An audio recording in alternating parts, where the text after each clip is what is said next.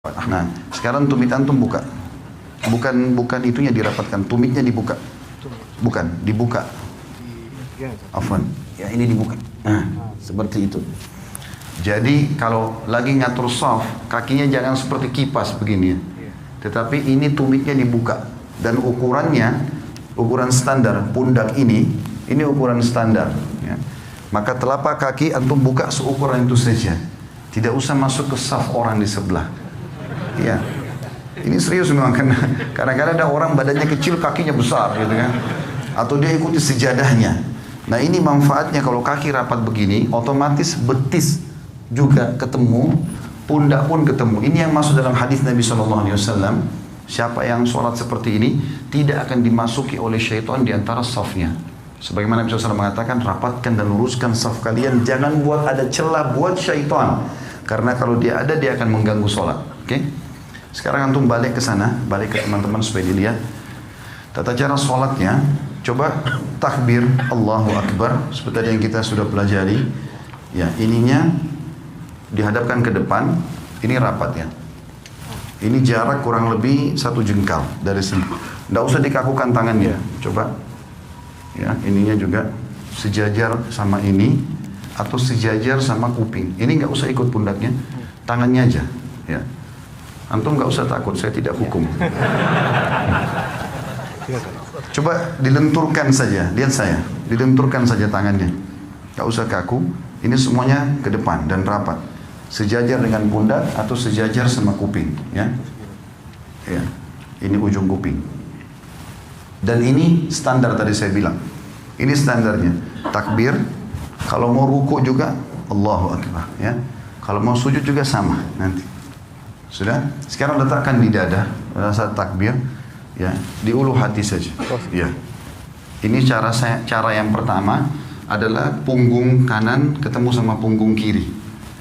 Kemudian cara yang kedua, pergelangan kanan memegang pergelangan kiri, digenggam. Genggam begini. Ya, seperti ini betul. Ini digenggam. Ini cara yang kedua. Ini biasa saja, antum biasa saja. Ini pundak jangan ikut ya. Jadi tangan kita saja. Pundak tetap biasa, Allahu Akbar seperti ini, atau Allahu Akbar ini lebih jauh sedikit. Ya, ya, pundak tidak usah ikut, ini saja. Baik, sekarang ruku coba. Afwan, tinggal butuh 1 orang. Jazakumullah khair. Yang duanya sudah, supaya agak lenggang. Antum balik ke sebelah sana sekarang. Coba ruku. Sekarang ruku, Allahu Akbar, dari awal, dari antum seperti normal lagi sholat, tangannya di sana, antum takbir, Allahu Akbar, mata ke tempat sujud. Ya, ini digenggam lututnya. Ini masih melengkung, ya. Baik, ini caranya, antum turun, dadanya dinaikin, kepalanya lurus ke depan, kepala lurus lagi, ya. Ya, seperti ini. Sekarang ini dipertahankan ya. Oke, coba lihat saya. Kalau saya sebentar Afwan, kalau miring dibilangin ya. Kalau saya di rumah saya praktikin pakai cermin, lalu saya praktikin ruku itu. Allahu Akbar, ini saya genggam, kemudian ini saya tahan begini. Rata nggak? Ya, seperti ini. Ini terasa paha di belakang ketarik, ya. Kepala juga ke depan. Ini disunnahkan Nabi SAW. Kalau antum pakai cara seperti ini, mau sejam pun rukuknya nggak masalah. Jangan turun, jangan juga naik begini, ya. Seperti ini, dan perhatikan siku ini jauh dari tulang rusuk ya. Dan ini ditekan, ini kita tekan ke dalam. Saya sekarang tekan ke dalam dan paha saya ketarik. Coba fadhal. Ya, ruku Allahu Akbar. Ya, ini sudah mulai. Tinggal kepala antum, enggak usah lihat ke beliau. Dagunya turun lagi, ya, gitu. Oke, ini masih naik lagi, jangan naik. Nah, gitu. Nggak usah lihat orang, lihat tempat sujud. Oke, baik. Kurang lebih seperti itu ya. Nah, cara praktik ini penting karena Nabi SAW ruku seperti ini. Dan beliau dikatakan kalau taruh bejana tidak tumpah ya. Sama dengan kalau bangun juga begitu dari ruku. Kembali ke awal. Begitu bangun dari ruku, Allahu Akbar, kita bangun, Sami Allahu liman hamidah. Mata jangan kemana-mana, tetap bersujud. Ini tadi bisa 2 cara, bisa seperti ini atau diletakkan di sini ya. Ada yang belum kita pelajari tentang masalah sujud, tapi saya akan praktekin sekarang. Sudah, jazakallah khair. Kalau mau ikut sama anak sebentar bisa. Sujud ini ada dua cara. Bisa turun lutut dulu, baru telapak tangan, atau telapak tangan dulu baru lutut. Dua-duanya bisa. Karena itu khilaf di antara ulama. Ibnu Qayyim rahimahullah memasukkan antara salah satunya boleh. Tergantung keadaan ya. Cuma yang perlu diperhatikan, kata Nabi SAW, aku diperintahkan sujud dengan 7 anggota tubuh. 7 anggota tubuh. Satu itu dahi sama hidung. Maaf, biar hidung antum rasa pesek, tetap harus kena tempat sujud. Tidak boleh kepalanya begitu, ya, sehingga hidungnya nggak kena. Ini satu paket. Kalau nggak sah ini. Ini satu paket. 1, kemudian 2, 3. Jadi ini sudah 2 telapak tangan sama dahi ini, berarti 3. Lutut 2, berarti 5. 2 telapak kaki, 7. 7 anggota tubuh ini. Nah, caranya adalah Nabi SAW, kata Ibnu Mas'ud, kami dilarang oleh Nabi SAW untuk sujud seperti anjing sedang duduk. Perhatikan kalau anjing duduk, sikunya kesentuh tanah kan? Antum tidak boleh sentuh tanah. Tulang ini, siku nggak boleh kena ke tulang rusuk, ya. Dan usahakan ada jarak antara perut kita, paha sama siku ini. Kira-kira jarak di mana antum bisa merasa nyaman bernafas. Karena pada saat sujud kita butuh sirkulasi udara supaya bisa lama. Saya coba praktikin, anggap saja ini cuma contoh kalau kiblat ke sana. Sami Allahu liman hamidah, maka pada saat turun bisa 2 cara. Cara yang pertama adalah kita turun biasa saja, meletakkan lutut di sini, kemudian mengambil jarak kurang lebih 1 siku ini ya. Di sini 1 siku ini jaraknya, baru meletakkan tangan di sini. Tangan itu seperti ini ya kondisinya, seperti tadi orang takbir. Allahu Akbar, lalu letakkan kepala. Yang perlu diperhatikan adalah telapak kaki juga harus rapat.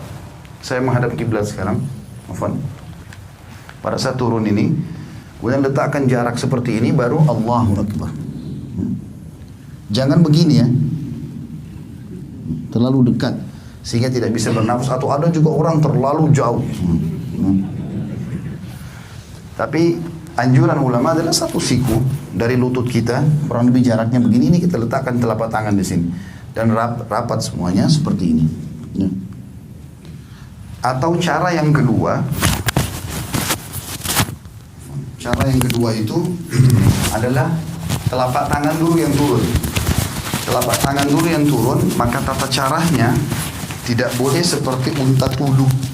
Tidak boleh seperti unta duduk. Saya akan kasih contoh, walaupun saya bukan unta. Maka cara untuk, kalau tadi kan lutut dulu sederhana cuma turun begini ya. Sekarang kalau mau telapak tangan dulu, maka caranya adalah turunkan badan dulu seperti mau turun lutut tadi. Misalnya sudah dekat, baru kemudian letakkan telapak tangan ke depan. Seperti ini. Ya. Yang dilarang itu seperti unta itu kalau orang turun begini. Nah, begitu juga nih pada saat berdiri. Orang berdiri dari sujud nggak boleh begini, ya.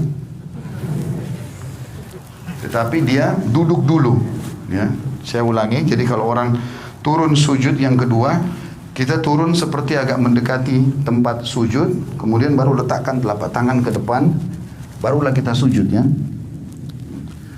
Duduk di antara 2 sujud, menegakkan seluruh ruas tulang belakang sampai terasa dada terbusung ke depan.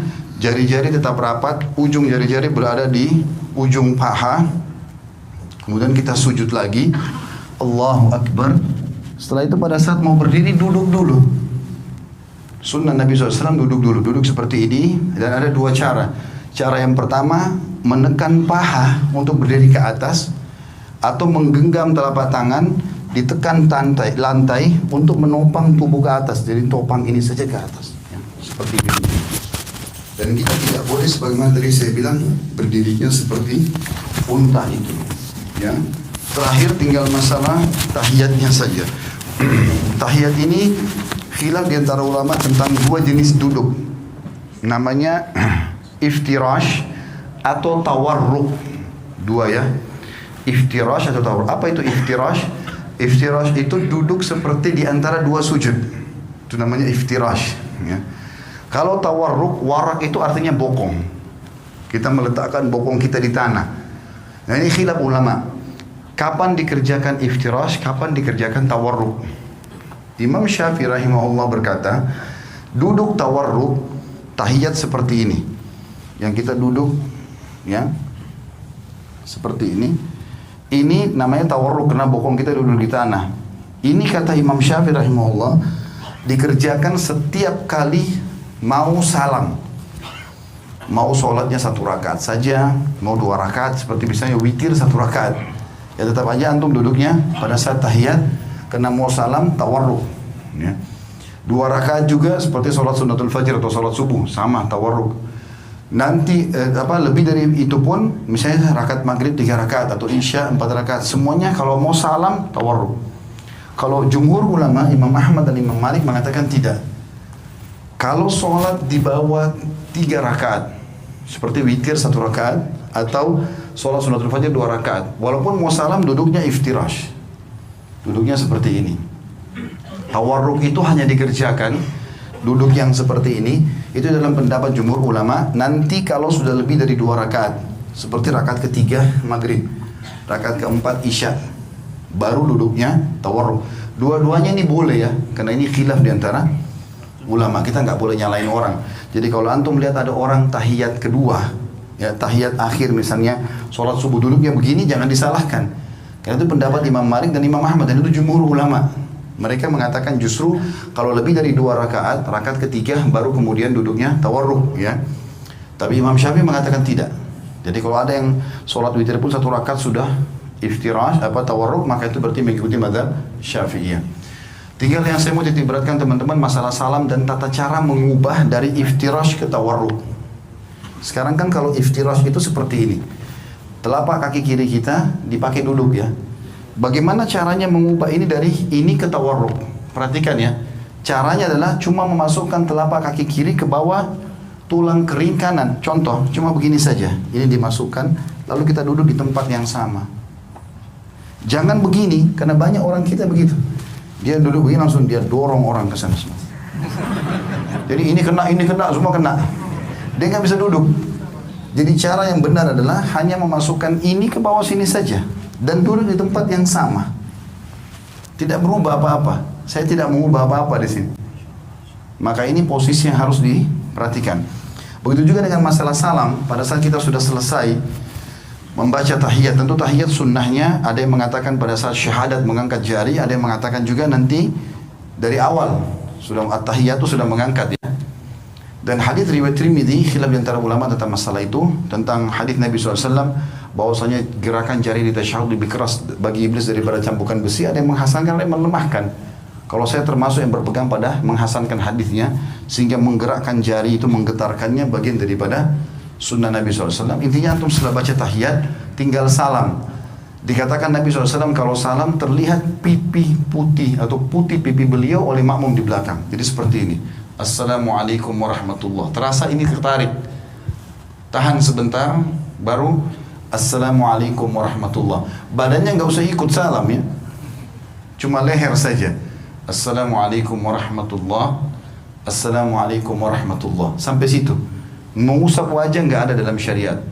Jadi cukup situ berarti sudah selesai sholatnya. Allahu a'lam. Ini tata cara.